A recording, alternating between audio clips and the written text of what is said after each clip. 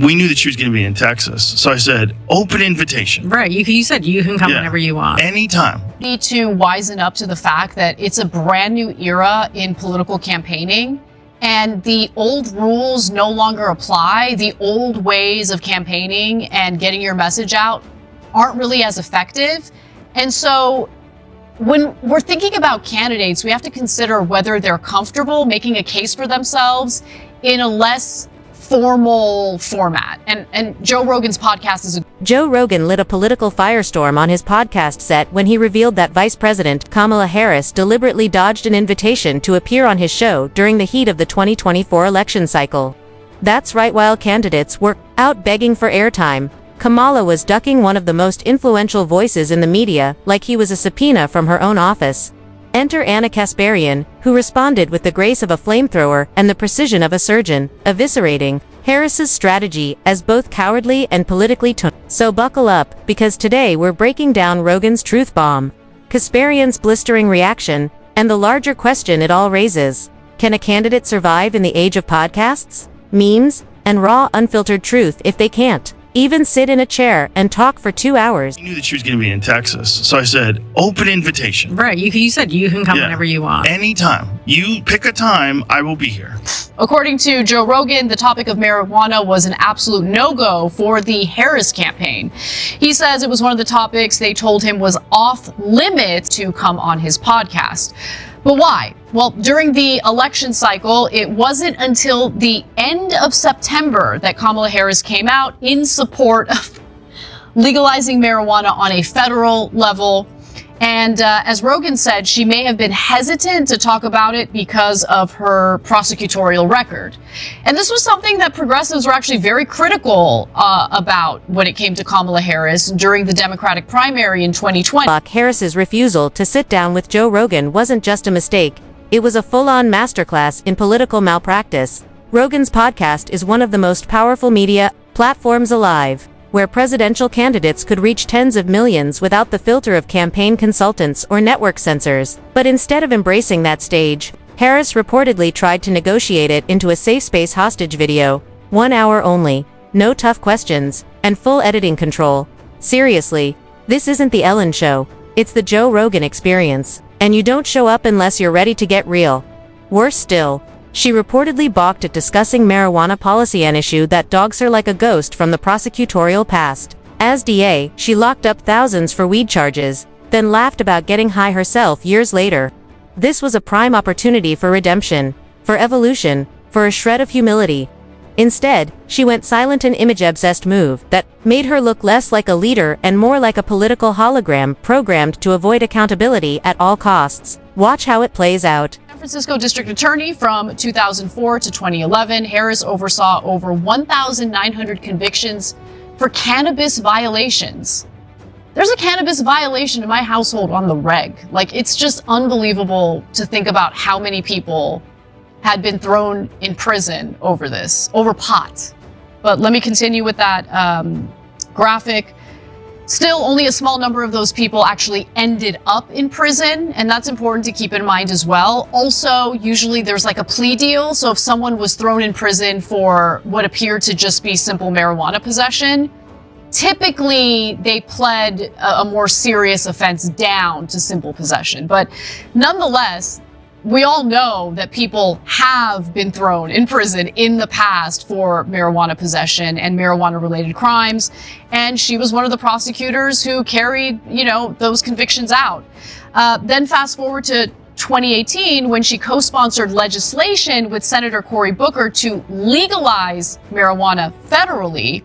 So maybe she didn't want to talk about like her evolution. Maybe she didn't want to explain where that evolution came from, but she did talk about marijuana on another podcast appearance. Here's what she said on the All the Smoke podcast. So I'm curious what you think, John, because for me, this issue is such a layup, and I don't know why someone like Kamala Harris can't just say, look, this is where the country used to be, and I regret that was the case. I have grown, I have evolved as a person, I've made mistakes. Here's where I stand on the issue now. I think that it's admirable when people take ownership of, misguided decisions or actions they've taken in the past, but I'm curious what you think. Yeah, it's why I find it very confusing. And I guess I'm inclined in this case to just take him at his interpretation of what the conversation was, but it's so confusing that it's hard to understand. So she turned down a couple weeks before the election an opportunity to come on, partly at least, because she didn't want to talk about an issue that she has the right position on now. I don't understand that at all. It would be so incredibly easy to say, it was my job at that point to uphold the law, and that's what I did. It's also my personal prerogative to seek to change it, which is what I will do. I will legalize it. What I did when it was my job was, yes, I put people in jail. I didn't personally like that, but that was the law. I would say there are other people that want to do far more than just uphold the law. Donald Trump repeatedly talks about giving the death penalty to people who deal drugs, which is significantly worse than putting them in jail. Why would that be so difficult for her to say? And theoretically, maybe you could win Joe Rogan over because he doesn't seem to be aware of Donald Trump's history of making comments about killing people for dealing drugs. He certainly didn't bring it up when he had Donald Trump on. I feel like that was a very manageable situation. I agree. I totally agree with you on that. Democrats need to wisen up to the fact that it's a brand new era in political campaigning, and the old rules no longer apply. The old ways of campaigning and getting your message out aren't really as effective. Now occupies the rare political twilight zone where both the left and right treat her like an uninvited guest at their ideological weddings. Progressives accuse her of being a opportunist sliding between moderate policies and progressive slogans with the finesse of a malfunctioning Roomba. Her record as a prosecutor, once held up as a badge of seriousness, has now become an albatross she won't acknowledge or shed. Meanwhile, conservatives don't even need to talk policy, they just go straight for the jugular.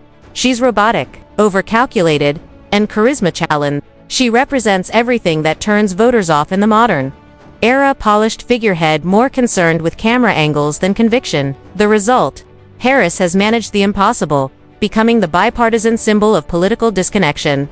Someone who doesn't inspire the base or charm the center, but instead floats awkwardly in the purgatory of national indifference. It doesn't have to be Joe Rogan's podcast, but I think someone who's campaigning to be president of the United States should feel comfortable in their own skin and feel comfortable making a case for themselves off the cuff, without a prompter, without the need to demand editing after the conversation. You know, part of the reason why, this is according to Joe Rogan, you could choose to believe him or not, I think he's telling the truth.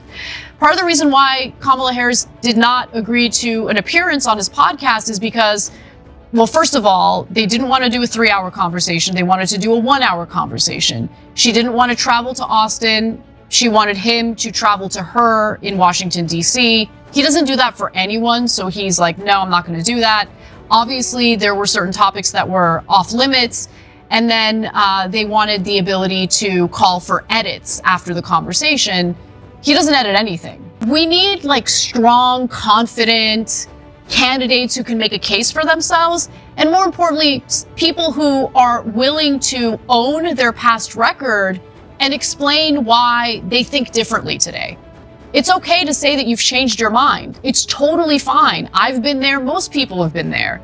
The question is, do you deny changing your mind? Do you pretend like you've always been perfect? Or do you take ownership of mistakes you've made in the past? And I think the American people actually really like and appreciate when someone is willing to own up to their mistakes. So, look, it's too late for Kamala Harris. It's too late for this election, obviously. But I think that these are teachable moments that I hope the Democratic Party takes to heart moving forward when it comes to... Kasparian has had it with Kamala's Ghost Act, and she's not whispering about it either. She's made it clear, in a time when voters are practically begging for authenticity, Harris offers nothing but soundbites and silences. Kasparian argues that the VP's refusal to own her record, especially on prosecutorial issues, isn't just disappointing, it's fatal in an era where transparency is the bare minimum. Politicians who admit their flaws, reflect, and evolve are not punished, they're respected. But Harris, she's stuck in the cobwebbed logic of political consultants from 1998, believing that appearing controlled is the same as appearing competent. Kasparian's frustration is less about Harris herself and more about what she represents. A dying breed of politicians still clinging to outdated notions of electability while the rest of the world has moved on. What do you think? Has Kamala Harris misread the room for the last time? Sound off in the comments. And don't forget to subscribe for more brutally honest breakdowns.